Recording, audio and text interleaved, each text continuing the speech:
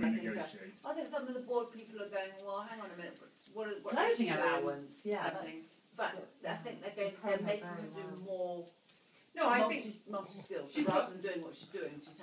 She's got to be prepared to do reception work and that kind of thing. But she's fine with that. She doesn't mind doing it, does she? No. She'll do anything really.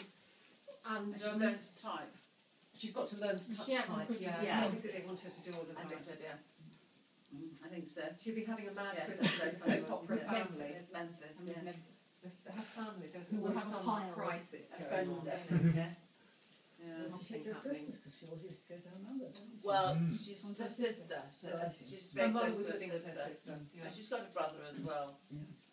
They are quite a fragmented family. There's Lucy, who's Lucy, her niece, who she adores, has just gone to New Zealand, taking with her two children who Chrissy adores. But they're always swapping partners. There's always some. They're like a soap opera. There's always somebody bashing somebody. Silly dog, Minka.